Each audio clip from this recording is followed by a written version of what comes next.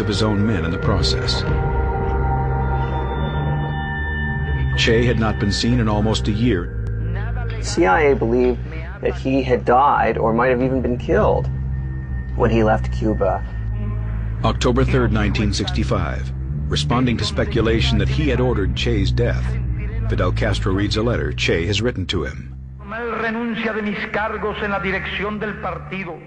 I feel that I have fulfilled the part of my duty that tied me to the Cuban Revolution and its territory. And I say goodbye to you, to the comrades, to your people, who are now mine. I formally resign my positions in the leadership of the party, my post as minister, my rank of commander, and my Cuban citizenship. Nothing legal binds me to Cuba.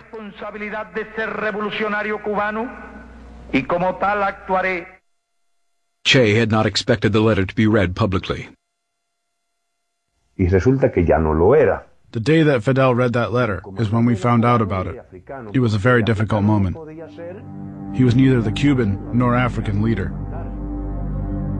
Che himself was going through a very dark period. While there, he received the news that his mother had died. He was very close to his mother, and that was really hard on him. He had turned into a withdrawn man. He didn't talk. He was always alone, sitting on a tree trunk. He was in a bad mood and he spoke very little with us. By mid-October, government forces and mercenaries advance. His camp was nearly overrun.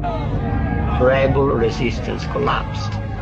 And at the same time, what you have is the decision of the government of Tanzania that they're no longer going to support this war. Fidel urges Che to abandon the mission and bring his fighters home. Their retreat from the Congo was ignominious. That's how he himself described it. They just barely escaped with their lives.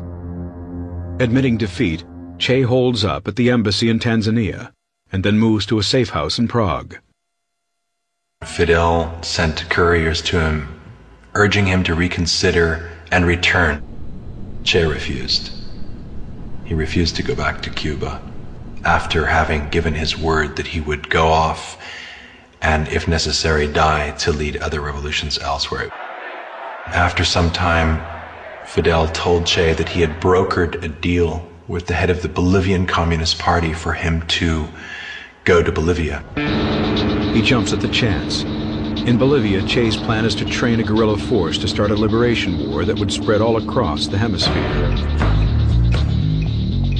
What he hoped to do was to spark off enough guerrilla insurgencies around the world that would attract American firepower, distract it from Vietnam, and ultimately sap it of its strength, and to overturn the world order once and for all. He was trying to start World War III. A war that will wipe out capitalism and install communism in its place.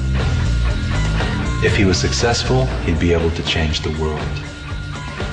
I don't think Che ever really contemplated failure. After the failed mission in the Congo and his farewell letter to Fidel Castro read publicly, Che Guevara refuses to return to Cuba without a success. His plans to expand the revolution bring him to Bolivia. November 1966. Che arrives in La Paz in a convincing disguise. Che had all of his hair plucked out one by one, and an identity was created for him as a traveling salesman, a man in his mid-50s. He makes his way to a base in Nancuazú, where he meets Loyola Guzman and other members of the Bolivian Communist Party. Era militante de la Juventud Comunista de Bolivia.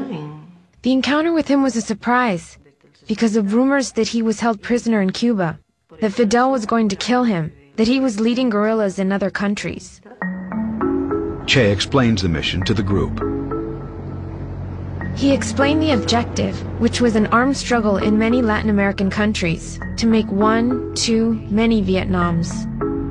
But soon, Che changes the plans. Instead of using Bolivia as a base to start revolutions in other countries, Bolivia will be used as the starting point for the revolution, which he himself will lead. party secretary general at that time, Mr. Monge, went into the camp and spoke with Che Guevara. And he told him that the only chance they could have was if the Bolivian Communist Party, Moscow line, would take the lead of this movement. Che refuses to give up his position of leadership. The party has taken up arms against us, and I do not know where this will lead, but it will not stop us. But the loss of support from Monge's group leaves Che with only 24 soldiers. They include some of his old Cuban comrades. By the time they arrive in Bolivia, Che's disguise is well grown out. When we arrived, there was none of what Fidel had promised was there. There was no food, ammo, medicine, or anything. To make matters even worse, the peasant support the movement had so relied on in Cuba is nowhere to be found in Bolivia. We had a land reform in 1952, so every peasant was the owner of his own piece of land. We had a democratic government and we had free press. The Chaco region of Bolivia, where Che has chosen to begin his campaign, is also unwelcoming. There was no vegetation, no animals. There were no farmers. Yet Che continues with his plans. If he could succeed in Cuba, he could do the same in Bolivia. March 19, 1967. Che and his men are joined by a few old acquaintances. They include French Marxist Régis Debray and two longtime supporters of the revolution, artist Ciro Bustos, and a former East German spy and suspected KGB operative named Tanya. Firmly committed to the communist cause, Tanya is the only link between the guerrillas and the outside world. Tanya was the one who searched for everything before starting battle, from clothes, shoes, food, ammo, and everything. She quickly mobilized and got everything. She reached the highest levels of the Bolivian government. But on one trip to the jungles, her cover is blown. Tanya is forced to stay with the guerrillas, but for some the conditions are too difficult. The first informations came from deserters, but that confirmed the information about foreigners in the region, armed and with the intentions of creating a guerrilla force. The army sends a patrol of 40 men into the area. And that patrol was ambushed by the guerrillas.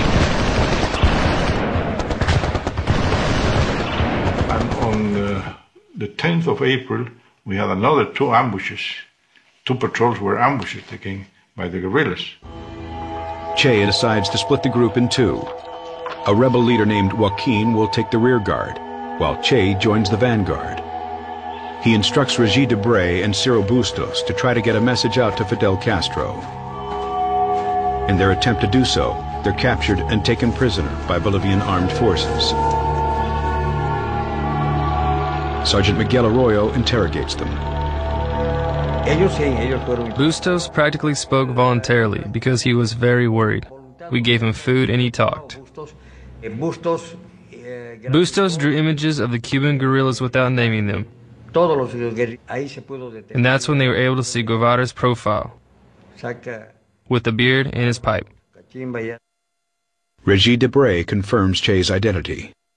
When he resurfaced in Bolivia in 1967, you see the